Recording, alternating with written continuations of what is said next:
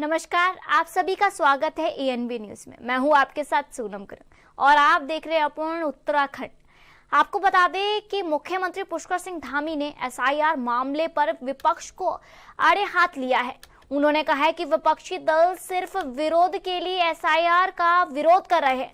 बिना नाम लिए उन्होंने विपक्षी दलों पर हमला करते हुए कहा कि जो 60 सालों तक देश को गुमराह करते रहे, अब उनके झूठे नैरेटिव का कोई असर नहीं हो रहा है।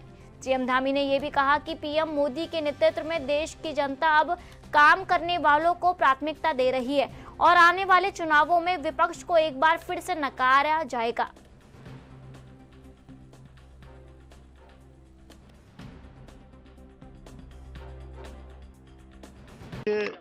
जिन लोगों ने देश के अंदर 60 वर्षों तक देश की जनता को गुमराह करने का काम किया है, अब उनके झूठे नैरेटिव्स सेट नहीं हो पा रहे हैं, अफवाहें उनकी चल नहीं पा रही हैं, क्योंकि देश के अंदर अब पूरा कल्चर बदल गया है। प्रधानमंत्री मोदी जी के आने के बाद देश के अंदर आज काम करने वाले लोगों को देश की जनता प्राथमिकता दे रही है। यही कारण है कि बिहार के चुनाव में पूरी तरह से इनका सुपड़ा साफ कर दिया है। जो इन्होंने तमाम प्रकार के झूठे नारे, झूठी बातें, तमाम भ्रामक बातें वहां पर की थी, जनता ने उसको पूरी तरह नकार दिया है। आने वाले समय में जितने चुनाव होने वाले हैं, जनता इनको नकारने वाली है। इसलिए इनकी जो है झुंझलाहट है, जो इस प्रकार से जो लोग केवल विरोध के लिए विरोध कर रहे हैं। उत्तराखंड के मुख्यमंत्री पुष्कर सिंह धामी ने हरिद्वार में आयोजित अंतर्राष्ट्रीय संस्कृत सम्मेलन में भाग लिया। इस दौरान उन्होंने संस्कृत भाषा के उत्थान और विकास के लिए एक हाई लेवल कमीशन बनाने की घोषणा की। मुख्यमंत्री ने कहा कि सम्मेलन का उद्देश्य भारतीय ज्ञान परंपरा और संस्कृत के वैश्विक योगदान को प्रकट करना है। इस 2 दिवसीय सम्मेलन में भारत और अन्य देशों के विद्वान संस्कृत की समृद्ध परंपरा पर चर्चा करेंगे, जो भारतीय सभ्यता को वैश्विक मंच पर मजबूती से प्रस्तुत करेगा।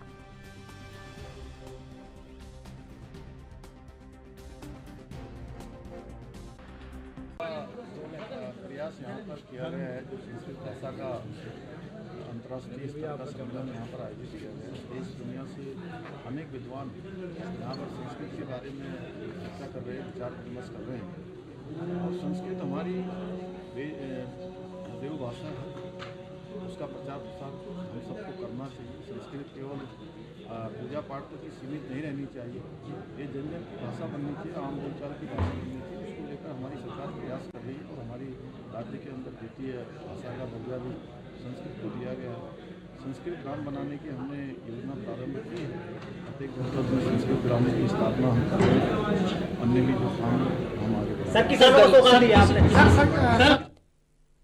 प्रधानमंत्री नरेंद्र मोदी ने अपने मन की बात कार्यक्रम में उत्तराखंड के प्रति अपने विशेष स्नेह को व्यक्त किया है। उन्होंने उत्तराखंड में विंटर टूरिज्म, साहसिक खेलों और वेडिंग डेस्टिनेशन की बढ़ती संभावनाओं का उल्लेख किया और देशवासियों से अपील की कि वे सदियों से में हिमालय की वादियों की यात्रा जरूर करें।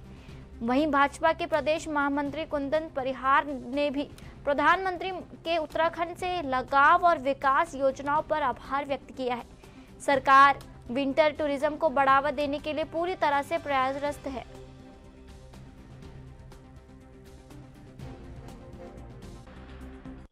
माननीय प्रधानमंत्री आदरणीय श्री नरेंद्र मोदी जी का इस उत्तराखंड से विशेष लगाव रहा है और ये समय समय पर हम उनके यहाँ के प्रवास के माध्यम से और जब भी ऐसे कोई कार्यक्रम होते हैं तो उसके माध्यम से हम लोग सुनते भी हैं और देखते भी हैं कि माननीय मोदी जी का बार बार उत्तराखंड में आना और यहाँ के जनमानस के अनुरूप जो हमारी विकास की योजना है उनको हमें देना। और इसी क्रम में कल जब प्रधानमंत्री जी की मन की बात का कार्यक्रम हुआ था तो उस मन की बात के कार्यक्रम में उन्होंने वेडिंग डेस्टिनेशन हो, जो यहाँ के अन्य जो शीतकालीन जो यहाँ के गेम्स हो सकते हैं, यहाँ के 4 धाम की जो यात्राएं हो सकती है, उन सब बातों पर भी उन्होंने जो चर्चा की है।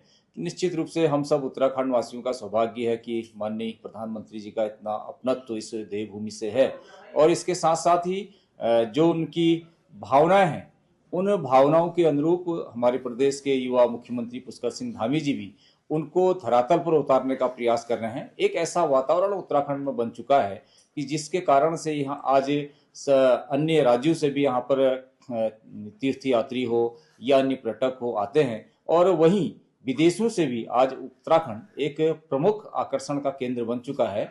इसी कारण से आज उत्तराखंड पर्यटन के क्षेत्र में भी एक ऊंची छलांग लगा।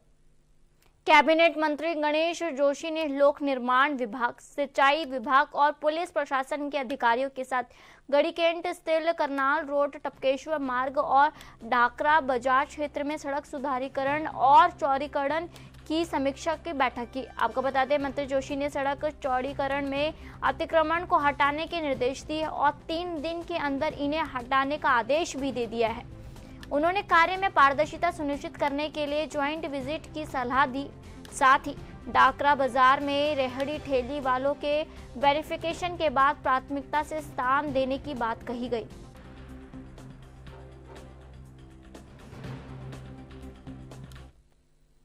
देहरादून की आंगनवाड़ी कार्यकर्ताओं ने अपनी माननीय बढ़ोतरी की मांग को लेकर आज हड़ताल की और सचिवालय कूच किया।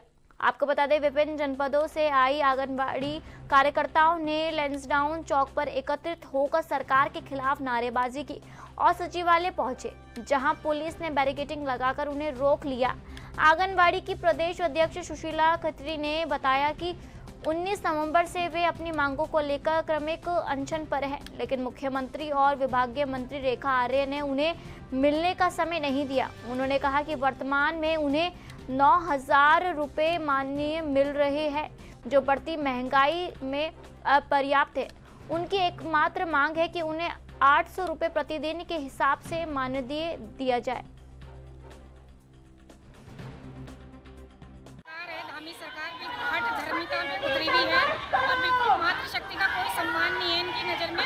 अगर इनको ये लगता है कि हम लोग 1.5 महीने से कार्य बहिष्कार पे हैं और 14 नवंबर से हम लोग कर्मी कंसन पे हैं, लेकिन अभी तक सरकार ने हमें मिलने तक का मौका नहीं दिया। ना तो माननीय मंत्री जी ने मुलाकात का कोई समय दिया, ना ही हमारे मुख्यमंत्री जी ने हमें कोई मुलाकात का समय दिया। और अभी कल जो समाचार पत्रों के माध्यम से हमें पता चला कि माननीय हमारी जो कैबिनेट मंत्री है रेखा आर्य जी, उन्होंने 1600 रुपये की घोषणा की। आप ये बताओ, 9,300 में हमारा धरनी चल रहा है, उसमें 1600 रुपये अगर आप जोड़ो तो भी क्या मानने बैठ रहे हैं हमारे। मतलब एक किस्म से सरकार ना महिलाओं की सरेआम बेइज्जती कर रही है और इस मानने में घर परिवार चला पाएगा, आप ही सोचिए। मतलब जब तक हमारी कोई सकारात्मक वार्ता सरकार से नहीं आती, हम लोग आंदोलन समाप्त नहीं करेंगे। हमने पीछे देखा कि उपनगर कर्मियों ने उत्तराखंड में एक बड़ा बदलाव हुआ है, जहां राजभवन का नाम अब बदलकर लोक भवन कर दिया गया है। देहरादून और नैनीताल में स्थित राजभवन को अब लोक भवन के नाम से जाना जाएगा।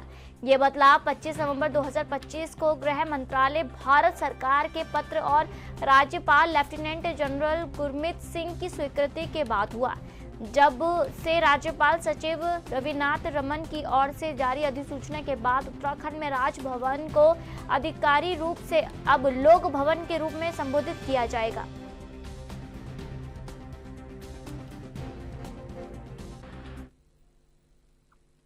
बीजेपी के राष्ट्रीय मीडिया प्रभारी और गढ़वाल सांसद अनिल बनोली कोटद्वार में पासपोर्ट ऑफिस की स्थापना को लेकर निराश दिखाई दिए।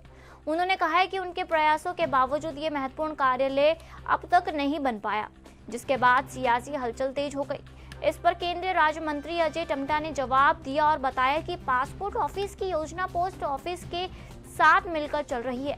जैसे अल्मोड़ा में पासपोर्ट ऑफिस बनाया गया, वैसे ही पिथौरागढ़ और कोटद्वार में भी जल्द ही पोस्ट ऑफिस बनेगा, क्योंकि वहां जगह उपलब्ध कराई जा रही है।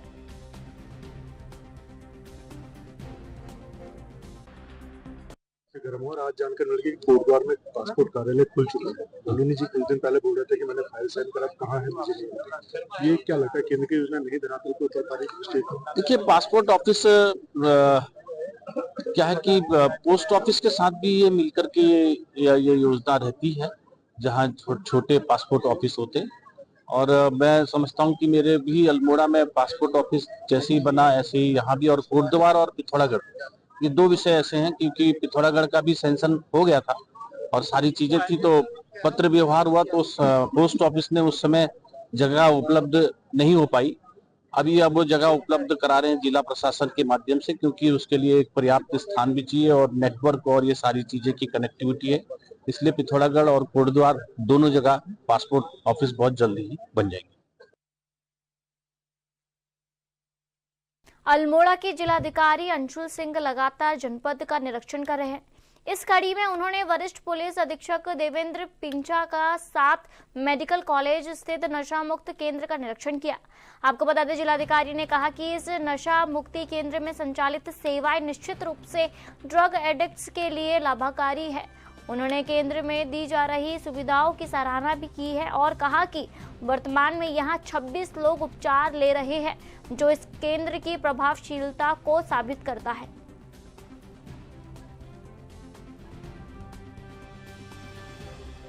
जैसे आप देख रहे हैं कि सरकार द्वारा ड्रग्स के विरोध मल्टी प्रोंग्ड अप्रोच करी जा रही है, जिसमें रेगुलेशन भी है, रिफॉर्मेटिव भी अप्रोच करी जा रही है। तो उसके तहत हम लोग रिफॉर्मेटिव अप्रोच के तहत नशा मुक्ति केंद्र जो डिस्ट्रिक्ट मजिस्ट्रेट और एसएसपी हम दोनों यहाँ आए थे। यहाँ देखा गया कि 26 पेशेंट्स हैं जिनको टेक केयर कर रही है यहाँ फैसिलिटी जो हमारी है, और as compare to other facilities जो हमने प्रीवियसली विजिट करी, यहाँ फैसिलिटी काफ़ी अच्छी है। यहाँ लोग भी काफ़ी मोटिवेटेड थे। आई थिंक 26 में से 24 ऐसे लोग थे जो क्लासेस अटेंड कर रहे थे। 2 नए पेशेंट्स थे, तो अभी उस वाले फेज़ में रहते हैं जब उनकी काउंसलिंग करी जाती है, फिर उन्हें इंटीग्रेट किया जाता है ग्रुप में, तो वो उस फेज़ में। तो मैं आशा करता हूँ कि जो हमारी बहुत ही अच्छी फैसिलिटी है, जो निःशुल्क यहाँ हम सेवा दे रहे हैं, तो मैक्सिमम लोग जो यहाँ आ रहे हैं रिफॉर्म करके जाएँ, मैक्सिमम क्या 100% यहाँ रिफॉर्म करके जाएँ, और ये एक तरीके से मील का पत्थर साबित होगा रिफॉर्मेटिव अप्रोच के तहत, क्योंकि बहुत ही अच्छी फैसिलिटी है। हॉस्पिटल बगल में, साइकियाट्रिस्ट अवेलेबल, कोई और मेडिकल भी कोई इश्यूज़ आते हैं तो वो भी हम हॉस्पिटल से दिखा सकते हैं। एंड जल्दी हम इनकी कुछ कोशिश करेंगे, कुछ आउटडोर एक्टिविटी भी जो हमें लगेगा कि सेफ़ हैं, कैंडिडेट्स इनको ले जा सकते हैं, तो उनको धीरे धीरे आउटडोर एक्टिविटी भी एक आध कोई कराने की कोशिश करें। वक्त हो गया छोटे से ब्रेक लेने का।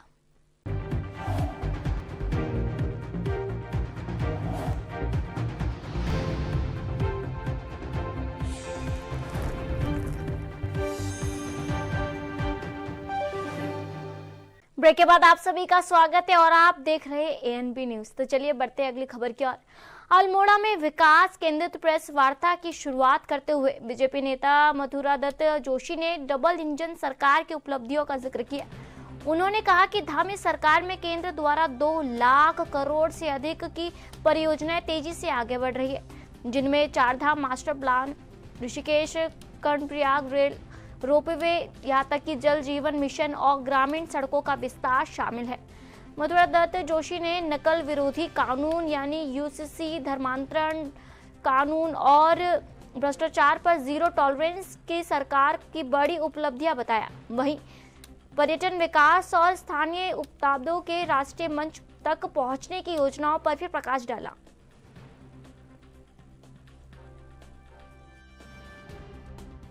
अल्मोड़ा जनपद के लिए सरकार ने बहुत बड़े काम किए हैं। वैसे सबसे बड़ा काम तो जो हमारे यहाँ का ज्योतिर्लिंग है, जागेश्वर धाम के विकास के लिए भारत सरकार ने करोड़ों रुपया दिया है। उसको आगे बढ़ाने का प्रदेश सरकार ने किया। माननीय मुख्यमंत्री जी अभी हाल में जागेश्वर स्वयं आके उसका जो मास्टर प्लान है उसको एक नियोजित तरीके से उसका विकास करने उसको देख के गए हैं। मेडिकल कॉलेज में लगभग नियुक्तियां करने का काम किया है। अल्मोड़ा के लिए 2 बड़ी हेली सेवाएं दी हैं, चाहे वहां से यात्रियों को और जो यहाँ के स्थानीय लोग आने जाने उनको सुविधा उपलब्ध कराई है। अल्मोड़ा से हल्द्वानी के लिए और अल्मोड़ा से देहरादून के लिए ये बड़ी उपलब्धि है। और यहाँ पर कसार देवी के डेवलपमेंट के लिए एक नए तरीके से सरकार काम कर रही है। अल्मोड़ा का कोसी का इतना बड़ा बैराज जो बना है उससे यहाँ की पेयजल समस्या का समाधान करने का काम किया है।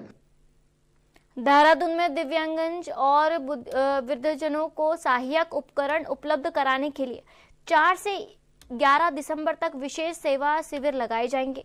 जिला प्रशासन और समाज कल्याण विभाग द्वारा आयोजित इन शिविरों में पात्र लाभार्थियों का पंजीकरण, स्वास्थ्य परीक्षण और व्हील चेयर, वॉकर, बैसाखी, श्रवण यंत्र, यहाँ तक कि ट्राईसाइकिल जैसे सहायक उपकरण प्रदान किए जाएंगे। शिविरों की शुरुआत जो है वो 4 दिसंबर को रायपुर ब्लॉक से होगी और इसके बाद अन्य क्षेत्रों में आयोजित किए जाएंगे। इन शिविरों का उद्देश्य दिव्यांगजन और वृद्धजनों को सहायक उपकरण मुफ्त उपलब्ध कराना है।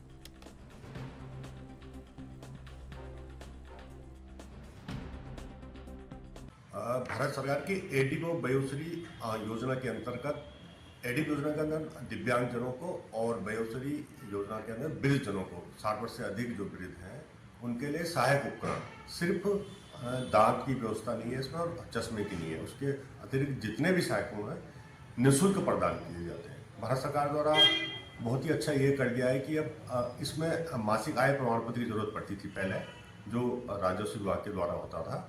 अब संबंधित पार्षद या गांव के प्रधान भी मासिक आय प्रमाण पत्र देंगे तो वो मान्य होगा।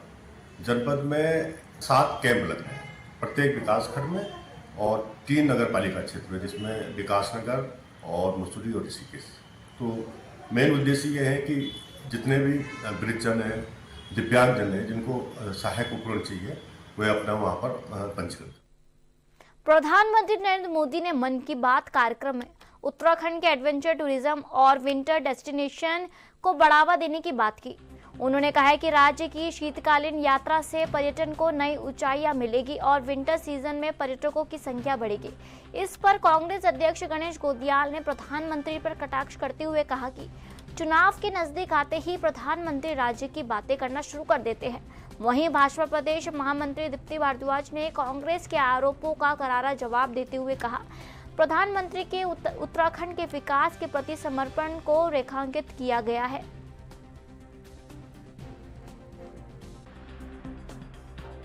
मोदी जी हर उस राज्य की बात करते हैं जहां धीरे धीरे चुनाव आने होते हैं। अब उत्तराखंड का चुनाव आना है, इसलिए उत्तराखंड को जो है मन की बात में वो उत्तराखंड का जिक्र कर रहा है। तो सवाल ये है कि मतलब जब काम पड़ने लगा है तब याद आने लगा है, जब तक काम नहीं था तब तक याद नहीं आया। अभी यहाँ आए थे, मैं पूछना चाहता हूँ आप ही लोगों को, यहाँ आए थे और रजत जयंती के 25 वर्ष हमारे रजत जयंती अवसर था, राज्य गठन का रजत जयंती अवसर पर आए, तो भाई उत्तराखंड को कुछ उस लायक उस अपने पद के अनुरूप कोई सौगात देके जाते। बिहार में जब चुनाव था, याद है आपको, 50,000 दूं कि 60,000 करोड़ दूं, 60,000 करोड़ दूं कि 70,000 करोड़ दूं। तो अगर यहाँ भी आके रजत जयंती पर बोल देते कि 60,000 करोड़ दूं कि 80,000 करोड़ दूं तो हमें अच्छा लगता है, पर उस समय कुछ नहीं। अब धीरे धीरे चुनाव आ रहा है तो माननीय प्रधानमंत्री जी पहले ही बता चुके हैं उत्तराखंड को कि उत्तराखंड में घामतापो योजना ज्यादा कारगर हो सकती है। ये तो पहले ही बोल चुके हैं, कई लोग घाम ताप रहे हैं, तो क्या कह सकते हैं। प्रधानमंत्री जी के मन में हमेशा उत्तराखंड रहता है और लगातार वो उत्तराखंड की बात करते रहते हैं। ये हमें अगर उन्हें गलतफहमी है कि उन्होंने शायद अब ये बात करी, तो मैं आपसे ये कहूंगी कि ये जो वेड इन उत्तराखंड की बात है, ये उन्होंने मन की बात में तो कही ही कल के, लेकिन उससे पहले जब वो इन्वेस्टर समिट में आए थे, वो इन्वेस्टर समिट 1 साल पहले था 2024 में, तब उन्होंने वेड इन उत्तराखंड की बात करी थी। उन्होंने जब वो 9 तारीख को हमारे अभी जब हम रजत जयंती अपनी मना रहे थे, उस वक्त जब वो आए और उस वक्त उन्होंने बात करी कि कैसे हमें पहले इसकी चर्चा उन्होंने पहले भी करी थी कि कैसे 1 डिस्ट्रिक्ट 1 डेस्टिनेशन को हमें डेवलप करना चाहिए। लेकिन उस दिन उन्होंने एक और बात करी 9 नवंबर को, उन्होंने कहा 1 डिस्ट्रिक्ट 1 फेस्टिवल, एक मेला हमें करना चाहिए। उन्होंने उसमें बटर फेस्टिवल का भी उल्लेख किया था। तो वो तो हमेशा आदि कैलाश का उल्लेख वो 9 तारीख को भी करके गए, स्वयं वो आदि कैलाश होकर आए। और आप देखेंगे कि किस प्रकार से जब वो केदारनाथ जाते हैं तो केदारनाथ के टूरिज्म में कितनी बड़ी वृद्धि आती है, कैसे जब वो आदि कैलाश जाते हैं तो वहां के टूरिज्म में कितनी बड़ी वृद्धि आती है। तो शायद मुझे लगता है कि इनकी याददाश्त में कुछ कमी है।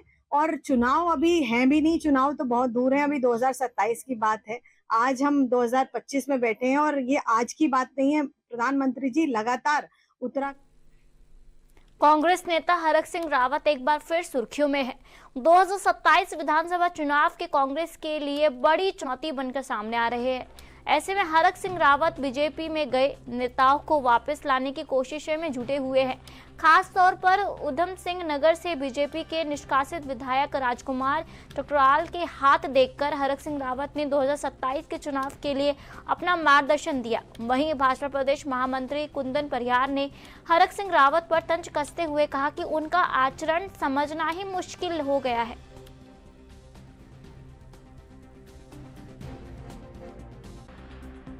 देखिए, हरक सिंह रावत उत्तराखंड के वरिष्ठ नेता हैं और उस नाते हम उनका सम्मान करते हैं, लेकिन हम हरक सिंह रावत जी की कौन सी बात को सही माने, कौन सी बात को गलत माने, ये हम भी नहीं समझ पाए हैं और स्वयं हरक सिंह रावत भी नहीं समझ पाए हैं, क्योंकि वो भारतीय जनता पार्टी से उन्होंने अपनी राजनीति की शुरुआत की। भारतीय जनता पार्टी ने उनको एक अच्छा प्लेटफॉर्म दिया और कुछ समय बाद उन्होंने भारतीय जनता पार्टी को फिर छोड़ दी और फिर वो बहुजन समाज पार्टी में चले गए। बहुजन समाज पार्टी में जब रहे तो फिर वो अलग प्रकार की बातें करते थे। बहुजन समाज पार्टी के बाद फिर वो कांग्रेस में गए। कांग्रेस में जाने के बाद लंबे समय राजनीति करने के पश्चात फिर वो भारतीय जनता पार्टी में आए। भारतीय जनता पार्टी में राजनीति करने के बाद फिर वो कांग्रेस में चले गए। अब हम हरक सिंह रावत जी से पूछना चाहते हैं कि जब आप भारतीय जनता पार्टी में आपने राजनीति की शुरुआत की, जब आपने वो बातें कही वो बात सही है, या फिर आप बहुजन समाज पार्टी में जब गए वो बात सही है? बहुजन समाज पार्टी के पश्चात आप कांग्रेस में गए वो बात सही है? कांग्रेस के बाद फिर आप भारतीय जनता पार्टी में आए, भारतीय जनता पार्टी से आप मंत्री भी बने, वो बात सही है? या फिर ये बात सही है? कौन सी बात हरक सिंह रावत जी की सही है, वो स्वयं हरक सिंह रावत जी ही हमको बतला। उत्तराखंड में पलायन आयोग द्वारा एक आंकड़ा प्रस्तुत किया गया है, जिसमें कहा गया है कि प्रदेश में अब तक 62,000 से अधिक लोगों ने रिवर्स पलायन किया है। हालांकि इन आंकड़ों की लेकर सरकार और आयोग पर सवाल उठ रहा है। धरातल पर इसका असर कहीं नजर नहीं आ रहा है। इस पर भाजपा प्रदेश प्रवक्ता नवीन ठाकुर ने विपक्ष पर कटाक्ष करते हुए कहा कि भाजपा सरकार राज्य को लगातार विकास की दिशा में आगे बढ़ा रही है। मुख्यमंत्री धामी की योजनाओं से प्रदेश में रोजगार के अवसर बढ़ रहे और रिवर्स पलायन को भी गति मिली है। उन्होंने विपक्ष को झूठी राजनीति से बचने की सलाह दी है।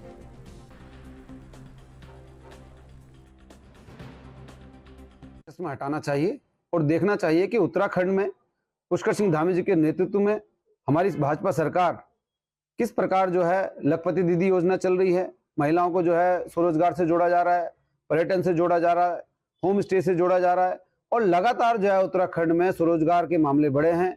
और चाहे सरकारी नौकरियों का मामला हो, चाहे स्वरोजगार का मामला हो, उत्तराखंड में संभावनाएं बढ़ी हैं, लोगों का विश्वास बढ़ा है। इसी कारण 4.5% बेरोजगारी दर भी घटी है और इसी कारण जो है रिवर्स पलायन हो रहा है। जो हमारे युवा दिल्ली और मुंबई नौकरी के लिए जा रहे थे वो वापस उत्तराखंड में आकर अपना स्वरोजगार कर रहे हैं, अपना काम कर रहे हैं और रोजगार देने वाले भी बन रहे हैं। इसलिए निश्चित तौर पर कांग्रेस जो है झूठ बोलना बंद करे, नहीं तो जनता जिस प्रकार अन्य राज्य में कांग्रेस को जवाब दे रही है, बिहार में कांग्रेस को जवाब दिया, उत्तराखंड में भी 27 में कांग्रेस की हार की हैट्रिक विधानसभा चुनाव में होने वाली है। लोकसभा चुनाव में तो उनकी हार की हैट्रिक हो चुकी है। 14, 19 और 24 में 0 पर कांग्रेस आउट हुई और इसी प्रकार जो है विधानसभा के चुनाव में भी 2027 में कांग्रेस की हार की हैट्रिक निश्चित है। देश भर में लागू किए गए नए लेबर कोड्स को लेकर देहरादून में उप मुख्य श्रमायुक्त केंद्रीय सुभा त्यागी गोयल ने महत्वपूर्ण जानकारी साझा की है। उन्होंने बताया कि पहले 29 अलग अलग श्रम कानूनों को अब 4 सरल लेबर कोड्स में एकीकृत किया गया है, जिसका उद्देश्य श्रमिकों को और आम जनता के लिए कानूनों को आसान बनाना है। इन नए कोड्स में सबसे बड़ा बदलाव न्यूनतम वेतन व्यवस्था में किया गया है, जिसमें अब सभी श्रमिकों पर समान रूप से लागू होगा। साथ ही नेशनल फ्लेयर वेज की व्यवस्था भी जोड़ी गई है, जिसमें कोई भी राज्य न्यूनतम वेतन से नीचे नहीं आ सकेगा। देखिए, आम आदमी की भाषा में अगर हम बात करें तो जो नए 4 लेबर कोड्स आए हैं वो सिंपल सा अगर मैं बात करूं तो पहले 29 लेबर लॉज थे जिनको कंसोलिडेट या समेकित करके हमने 4 लेबर कोड्स बनाए हैं। इसके पीछे मेन उद्देश्य यही था कि जो आम जनता है उसके लिए जो हमारे अभी तक के बहुत ही कॉम्प्लिकेटेड लेबर लॉज हैं उनको हम सिंप्लीफाई कर सकें।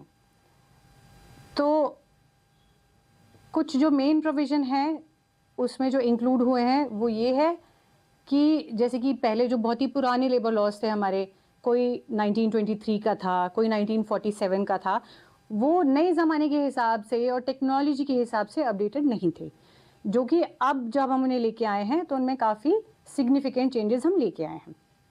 अब अगर हम कोड वाइज बात करें तो जो हमारा मिनिमम वेज का कोड है, वेज संहिता जो है 2020 की, उसमें पहले हम लोग क्या करते थे, वेज हम लोग सिर्फ 7 शेड्यूल्ड एम्प्लॉयमेंट्स थी जिनके लिए हम फिक्स करते थे। इस बार हमने क्या किया है, उस लिमिट को हटा के, उन 7 शेड्यूल्ड एम्प्लॉयमेंट को हटा के वो हमने सब पे एक जैसा लागू कर दिया है। तो पहले जो ये परेशानी आती थी कि अब हम इस लेबर लॉ में कवर्ड नहीं होते हैं या हमें न्यूनतम वेतन नहीं मिल पाता है, अब वो सब लोग उसमें कवर होंगे।